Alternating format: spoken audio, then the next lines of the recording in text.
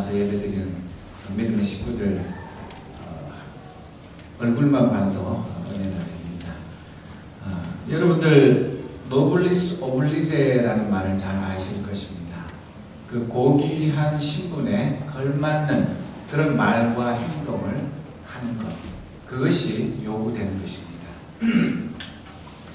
대통령은 대통령에 걸맞는 말과 행동을 해야 하고, 국회의원이나 장관들이나 또 교수님들, 의사들, 어쨌든 이 사회 지도층에 있는 사람들은 아무렇게나 마음 놓고 자기 하고 싶은 대로 그렇게 살아서는 안 됩니다. 물론 개인의 사생활은 있고, 또 가정에서나 홀로 쉴 때에야 남의 눈 의식하지 않고 편히 쉴 수 있겠지만, 남들의 눈앞에 드러난 삶은 조심스러워야 하는 것이 당연한 것입니다. 그리고 이 세상에 우리가 사는 동안에는 어느 나라든 내가 국적을 가지고 살아가게 됩니다. 대부분 우리 교회 식구들은 한국 국적을 가지고 있고, 미국 시민권 가진 식구들도 있고, 영주권, 또 우리 한 명의 식구는 멕시코 시민도 있는데, 이 국적이라는 것은 국가가 나를 지켜주기도 하지만 내가 국가에 대한 의무와 권리도 갖게 되는 것입니다. 그런데 이 세상의 국적과 시민권은 내가 죽어버리면 그 모든 의무와 권리도 자동으로 소멸됩니다. 내가 죽고 난 다음에 무슨 세금을 낼 일도 없고, 내가 국방의 의무를 다할 수도 없는 것이고, 또 내가 투표를 할 권리가 있다고 해서 죽은 사람이 투표할 수는 없는 것입니다. 그러나 하나님 나라의 시민권은 이 세상의 것하고는 전혀 차원이 다릅니다.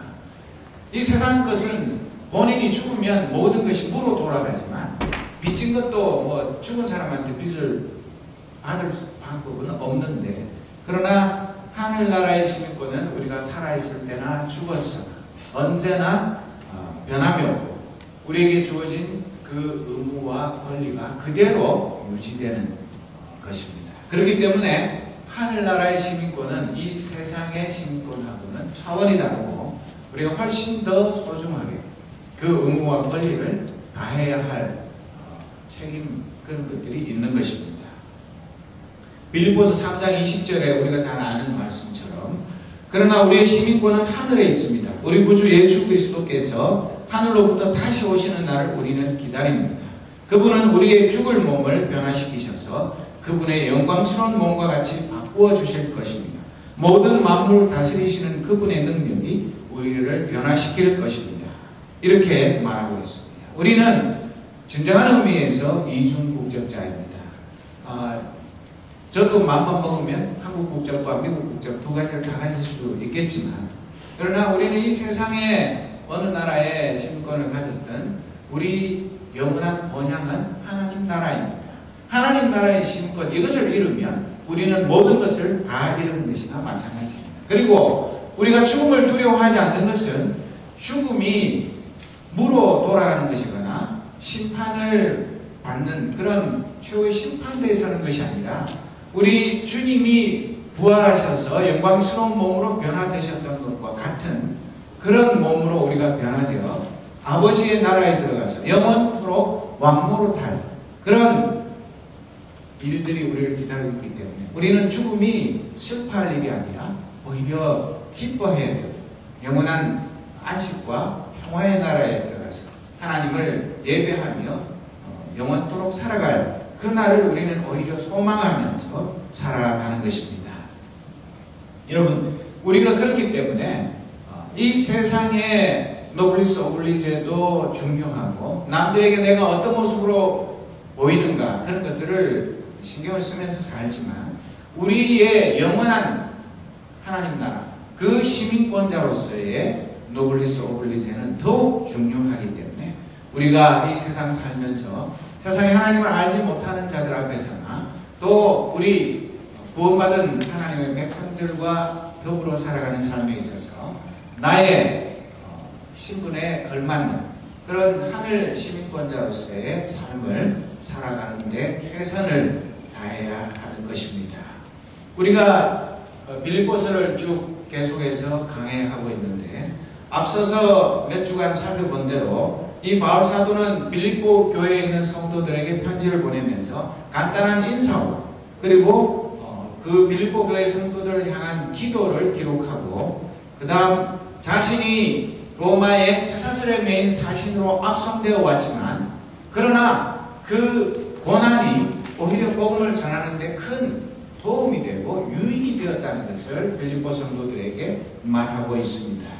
그뿐만 아니라 그는 비록 2년이나 되는 긴 시간 동안 미결수로 감옥에 갇혀 있었지만, 빌립보 교회 성도들의 그 간절한 기도의 후원과 성령님께서 그에게 가르쳐 주신 바를 따라서 자기가 머지않은 장래에 이 투옥된 상태에서 풀려나서 빌립보 성도들을 다시 만나게 될 그날을 소망하고 있다고 말했습니다.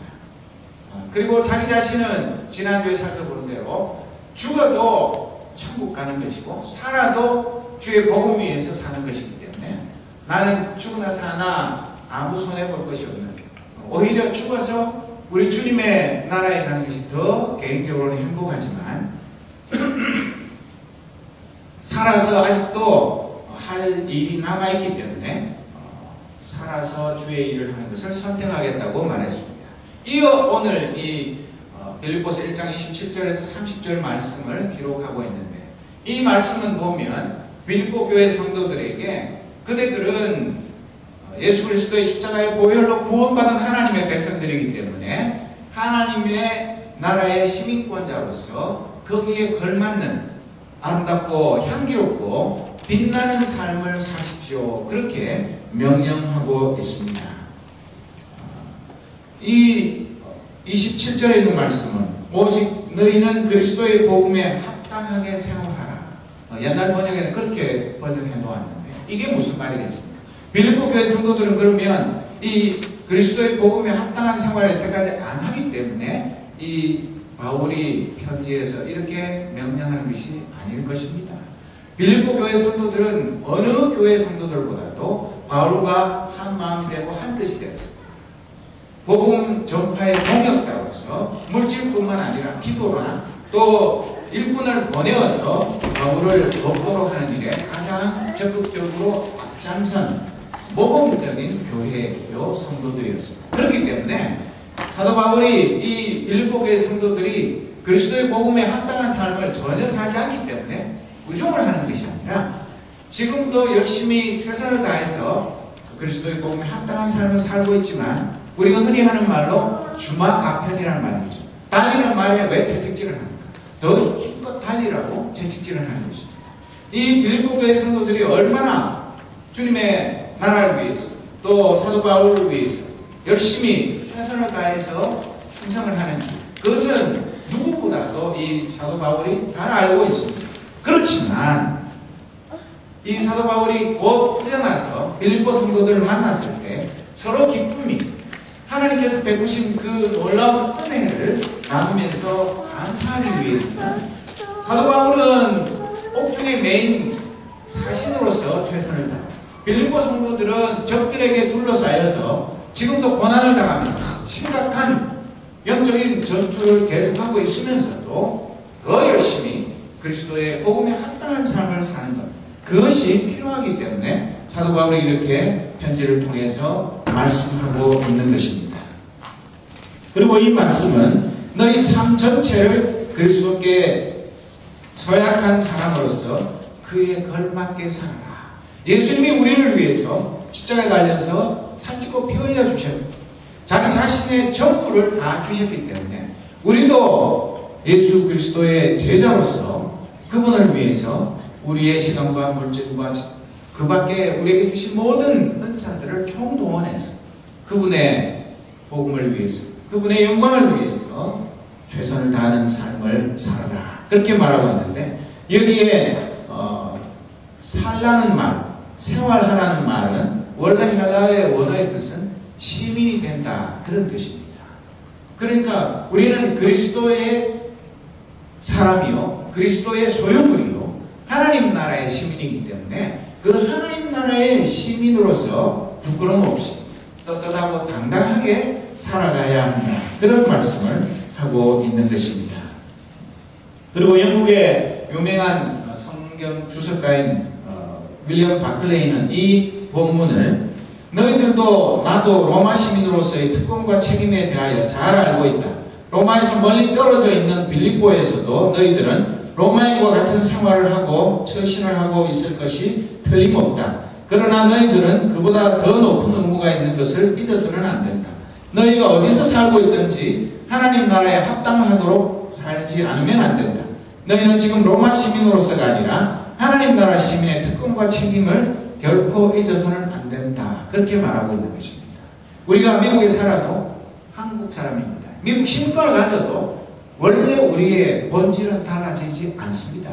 아무리 법적으로는 시민권자가 된다 할지라도 그렇다고 해서 우리의 이 생물학적이고 유전적인 것이 시민권자가 되는 순간에 모든 것이 바뀌는 게 아니지 않습니까? 그렇기 때문에 우리가 미국에 살든 어느 곳에 가든 우리가 한국인으로서 자부심을 가지고 한국의 명예를 위해서 떳떳하게 살아야 하는 것과 마찬가지입니다.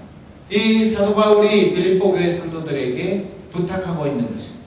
정말 여러분들은 빌립보 성에 살면서 로마 시민권을 가진 유대인이든 이방인이든 상관없이 여러분들은 하나님 나라의 시민권자이기 때문에 하나님 나라의 시민권자로서 떳떳하게 당당하게 하나님의 영광을 위해서 빛나게 사십시오. 그렇게 말씀하고 있는 것입니다. 여러분, 이 크리스찬이라는 하나님의 백성이라는 신분은 이 세상의 그 어떤 지위보다도 어떤 혈통보다도 비교할 수 없이 고귀하고 또 우리가 돈으로 주고 살 수 있거나 시험을 쳐서 얻을 수 있는 것이 아니지 않습니까? 그런데 과연 우리가 학교에서나 직장에서나 사회생활하는 가운데서나 어느 곳에서나 내가 크리스찬이라는 이 고귀한 신분을 예수 그리스도의 보혈로 얻은 이 신분을 얼마나 자랑스럽게 생각합니다. 많은 사람들이 내가 크리스찬인 것을 알아주기를 바라고 그리고 크리스찬이 넌 크리스찬과 무엇이 다른지 그것을 우리의 삶을 통해서 증명하는 이것을 기뻐하는지 아니면 때에 따라서 카멜레온처럼 여기 가서는 이렇게 하고 저기 가서는 저렇게 하는 그런 이중인격자로 살아가고 있는 것인지 그것을 우리는 잘 살펴보아야 하는 것입니다.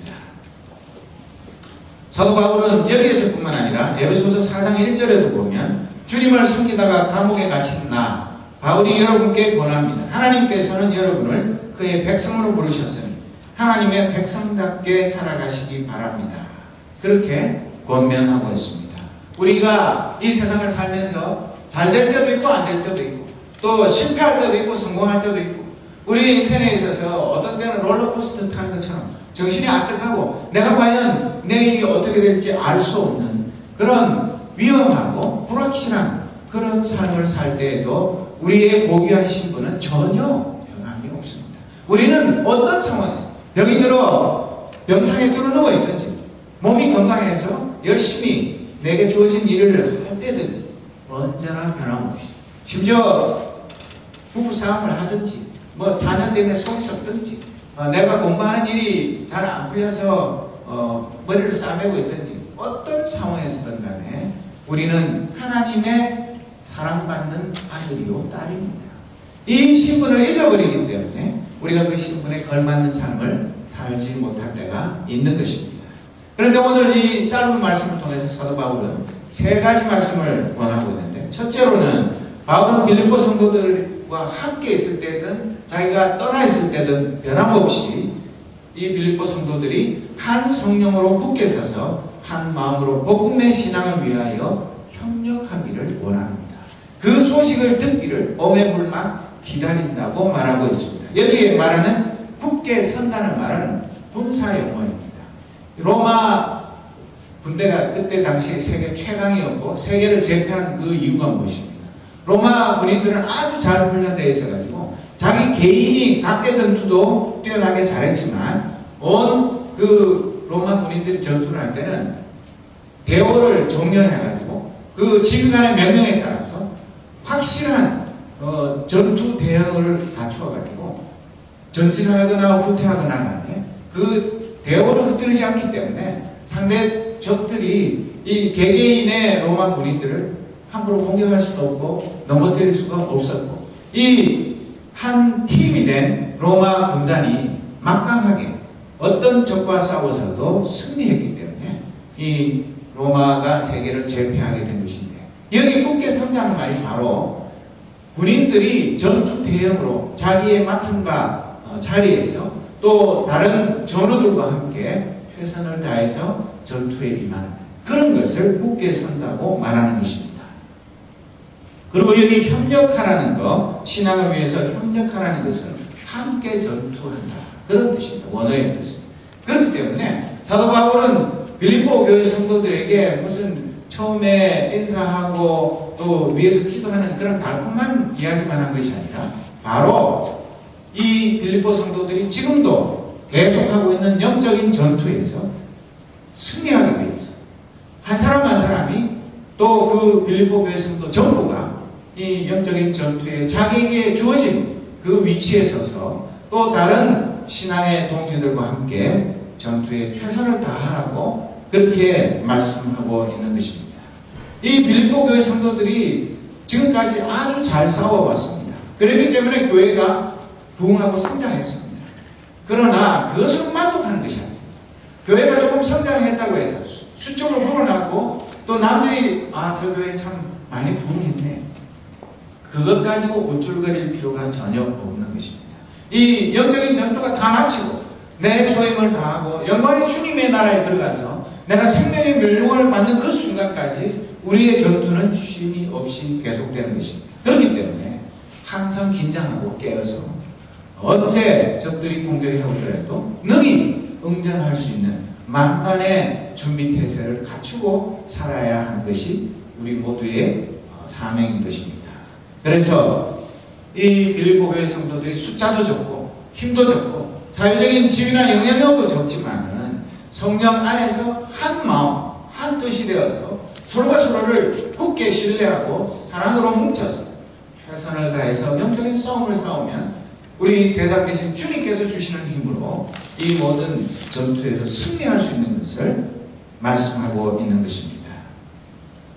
사랑하는 믿음의 식구 여러분, 빌립보서 2장 2절 이하에도 보면 성경의 많은 곳에서 우리 성도들이 많든 적든 간에, 그리고 지위, 고하, 신분 여러 가지 다양한 구성원들로 교회가 만들어져 있기는 하지만 주 안에서 하나 되어야 할 것을 거듭거듭 강조하고 있습니다. 왜냐하면 교회가 10,000명, 10만 명 이렇게 크다고 해서 전투를 잘하는 것도 아니고, 이렇게 우리 교회처럼 숫자가 좀 적다고 해서 전투에 무조건 치라는 법이 없는 것입니다.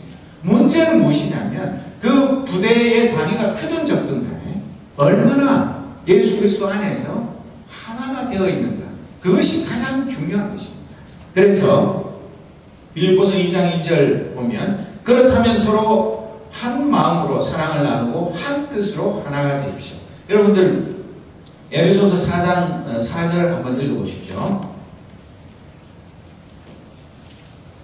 4절 여러분 큰 소리로 읽어주십시오. 여러분은 한 몸입니다. 여러분은 같은 성령을 받고 한 소망을 가지고 있습니다.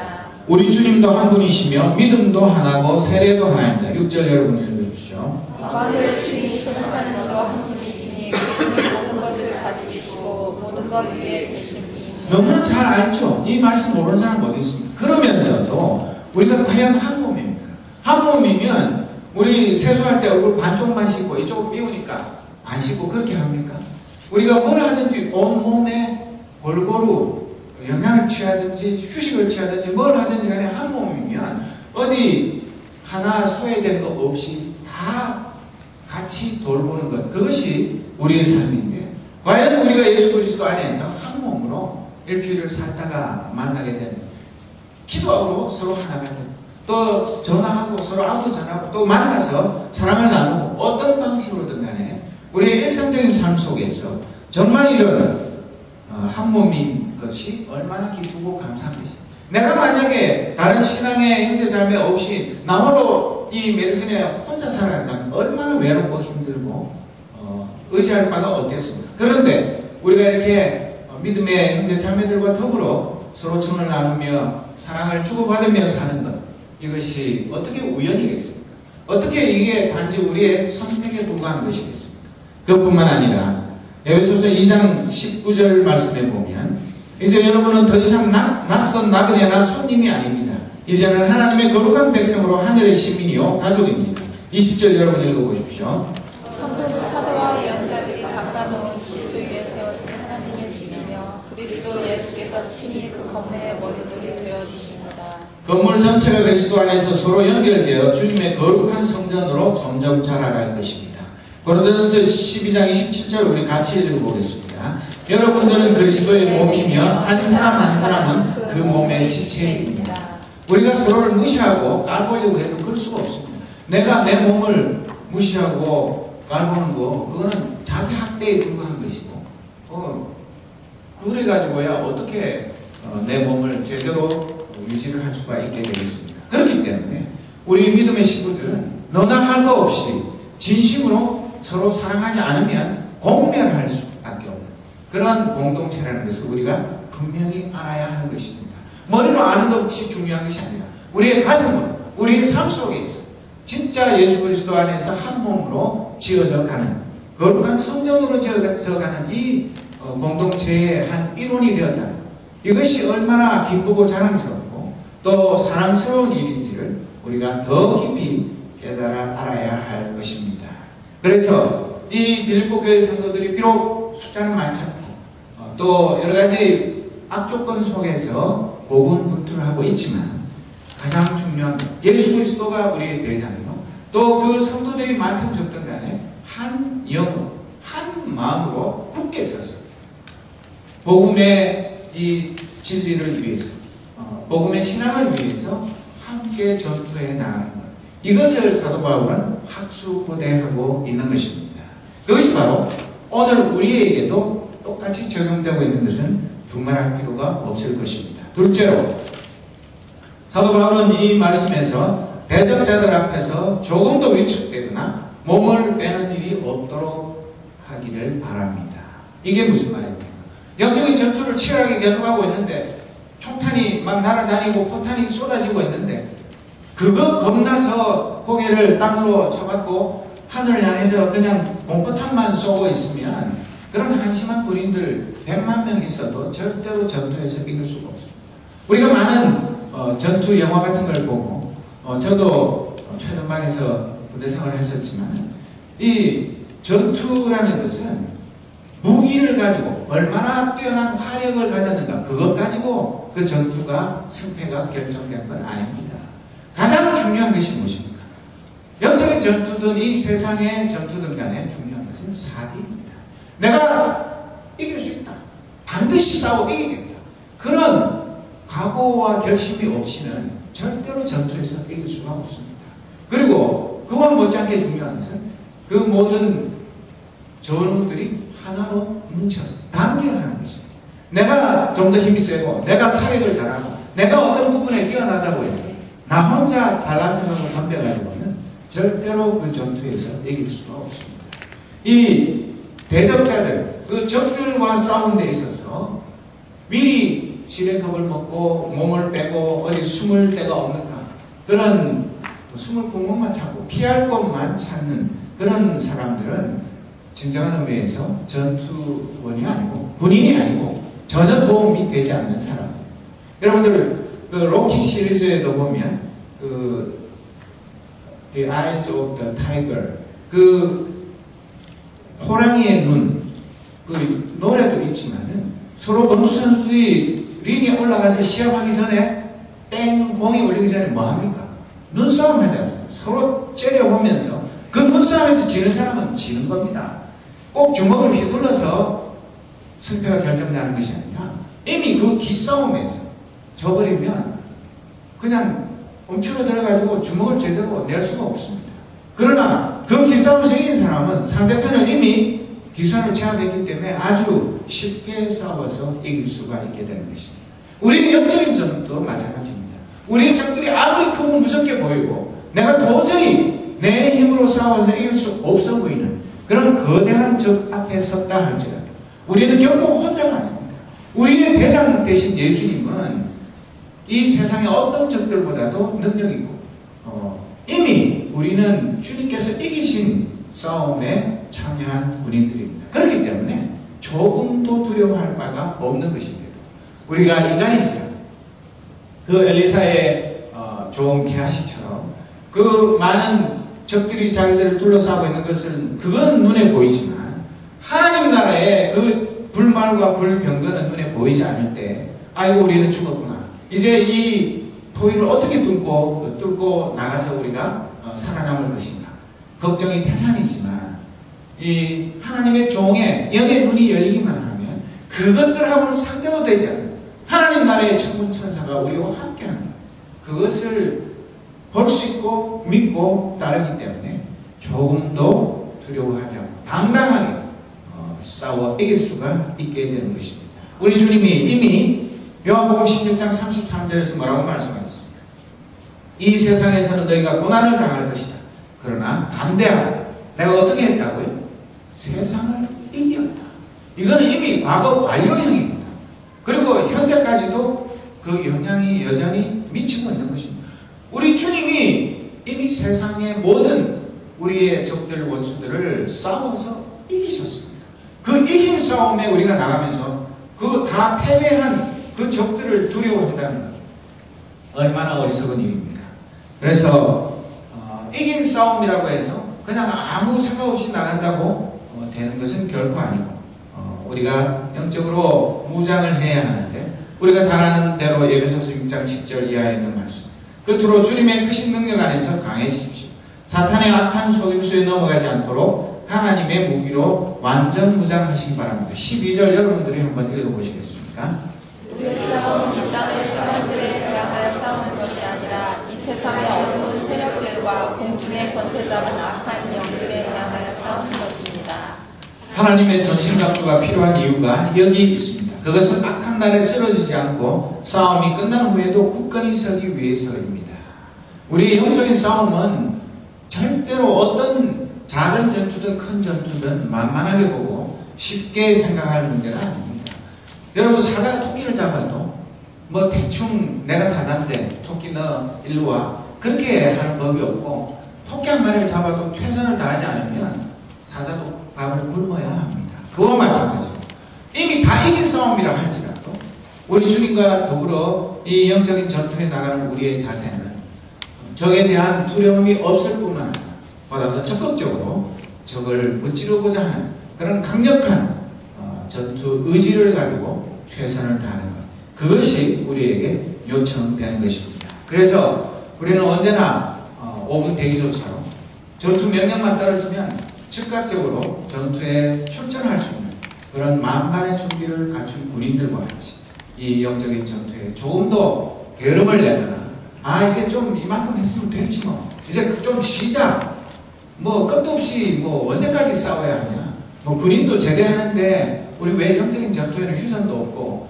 왜 우리 영적인 전투에는 휴가도 안 주냐 그렇게 불평할 것이 아니라 우리 주님 나라에 들어가서 영원한 보상을 받을 것을 생각하면서 우리는 끝까지 우리에게 주어진 이 영적인 전투에 최선을 다해야 하는 것입니다. 그뿐만 아니라 이 사도 바울이 세 번째 말하는 것은 그리스도를 위해 받는 고난은 우리의 특권이라고 말합니다. 여러분 군대 안 가려고 애를 쓰지만 사실은 군대에 가는 거 그거 특권입니다. 안 가려고 애를 쓰다 보면 자기 몸에 무슨 살도 치우고 뭐 몸에 상처도 내고 그래가지고 뭐 아파서 못 가요. 그런 엄살을 부리지만은 그게 늘 덜미를 잡지 않습니다. 자식이 군대 안 간 것 때문에 부모가 고위공직에 못 올라가고 창피를 당하고 그런 일들도 있고 몸이 건강하고 마땅히 국가를 지켜야 할 의무를 다하는 것 그것을 부끄럽게 생각하는 사람 그 군대 안 가는 게 뭐 신의 아들 그거는 세상이 잘못된 것입니다. 내가 몸 튼튼하고 내가 나에게 주어진 의무를 다하는 거 그거는 나의 자랑이요 나의 영예가 되어야 마땅한 것 아닙니까? 그건 마찬가지로 우리가 하나님 나라의 백성인데 하나님 나라의 모든 특권을 누리면서 하나님 나라마다 나에게 모든 좋은 것 다 주십시오. 일용할 양식도 주시고 지혜도 주시고 건강도 주시고 우리 자매님들은 미모도 주셨어요. 나이가 들어도 주름살도 없게 해주시고 평생 미인으로 살게 해주시고 그런 기도만 열심히 하면 하나님 기뻐하시겠습니까? 그거보다 내게 하나님이 주신 게 너무 크고 놀랍고 내가 받은 게 너무 과분하기 때문에 하나님 내가 무엇으로 하나님의 은혜에 보답하며 하나님 나라를 위해서 내가 무슨 일을 해서 하나님의 뜻을 이루어 드리겠습니까?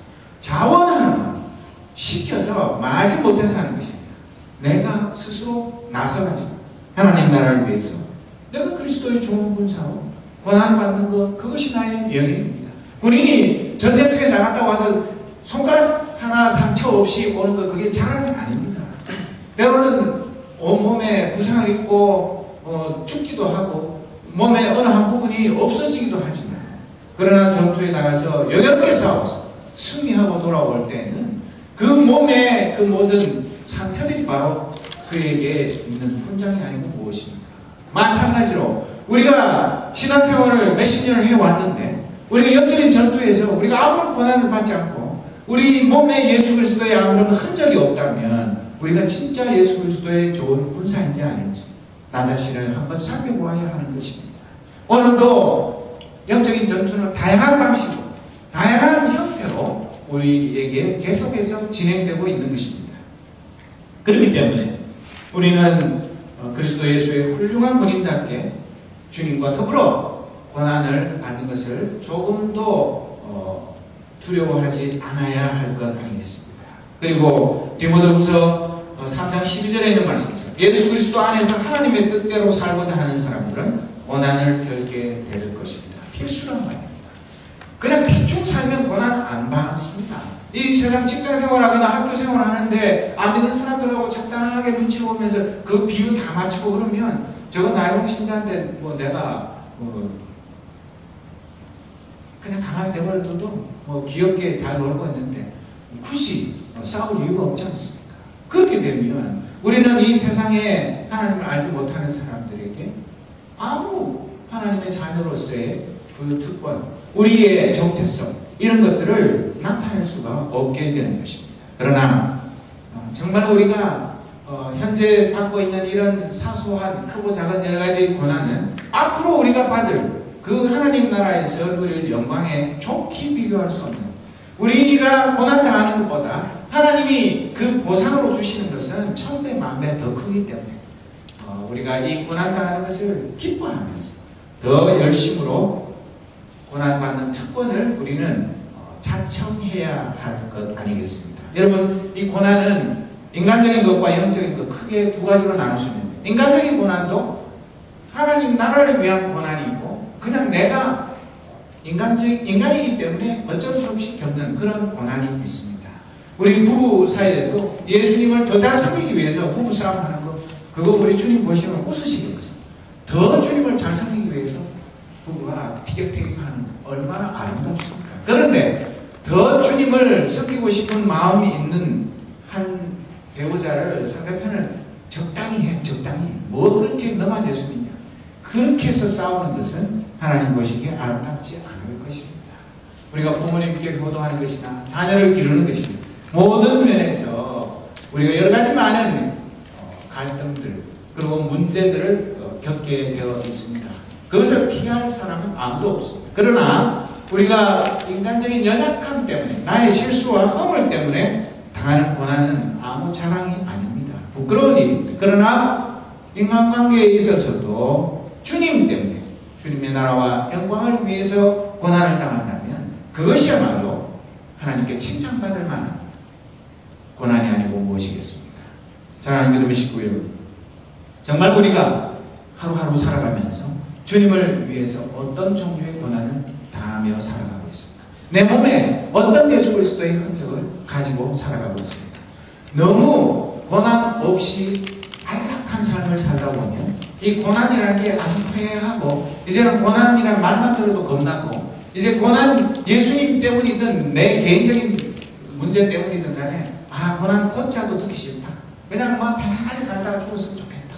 그런 나약한 심리 상태에 빠지면 헤어나기가 상당히 어렵습니다. 그렇기 때문에 그 깊은 영적인 잠에 빠지기 전에 우리의 자신을 점검하고 내가 진짜 예수 그리스도의 군사로서 주님을 위해서 고난받는 것을 특권으로 여기고 기뻐하는 삶을 사는지 아닌지 그것을 이 시간에 다시 한번 살펴보게 되기를 바랍니다. 여러분 고린도후서 4장에 보면 그러므로 우리는 낙심하지 않습니다. 우리의 겉사람은 점점 낡아지습니다. 우리의 속사람은 날마다 새로워지고 있습니다. 우리가 지금 겪고 있는 가벼운 환난은 장차 우리가 받게 될 영원하고 한량없이 큰 영광을 가져다 줍니다. 이런데도 그거 나중에 하나님 나라 가서 뭐 영원하고 한량없이 큰 영광 난 없어도 돼요. 그냥 턱걸이로 하늘나라 들어가기만 하면 되니까 고난 제발 나한테는 주지 마십시오. 그렇게 뒷걸음질 치는 사람들은 고난을 피할 수도 없을 뿐만 아니라 고난이 무거운 짐이 되고 숙제가 될 것입니다. 사도 바울처럼 골로새 1장 24절에 나오는 말씀처럼 나는 여러분을 위해 받는 고난을 기뻐합니다. 자신의 몸인 교회를 위해 그리스도께서 겪으셔야 할 고난의 남은 부분을 내가 겪을 수 있으니 그것을 기쁨으로 견뎌냅니다. 이런 각오와 결심이 있으면 고난이 아닙니다. 정말 주님께서 내 마음속에 살아계시고 그 고난을 주님이 나와 함께 나누고 계신다는 것을 알게 되면 오히려 그 고난이 주는 위로와 기쁨, 그 환희를 우리는 더 크게 느낄 수 있게 되는 것입니다. 여러분 마지막으로 이 베드로전서에 있는 여러 가지 말씀들 중에 4장 12절 이하에 있는 말씀 우리가 다시 한번 새기기를 원합니다. 사랑하는 여러분, 고난을 받는 중에 당황스러워하거나 놀라지 마십시오. 그것은 여러분의 믿음을 시험하는 것입니다. 그러므로 여러분에게 이상한 일이 일어나고 있다고 생각하지 말고 그리스도의 고난에 참여하게 됨을 기뻐하시기 바랍니다. 그리스도께서 영광 중에 다시 오실 그날에 여러분은 기뻐하고 즐거워할 것입니다. 그리스도의 이름 때문에 모욕을 받는다면 그것은 도리어 복입니다. 이는 영광의 영이신 하나님의 성령이 여러분과 함께 계신다는 표시이기 때문입니다. 19절 그러므로 하나님의 뜻에 따라 고난받는 사람들은 하나님께 자기 영혼을 맡겨주십시오. 하나님은 우리를 지은 분이시니 우리 영혼을 지켜주실 것입니다. 흔들리지 말고 옳은 일에 계속 힘쓰시기 바랍니다.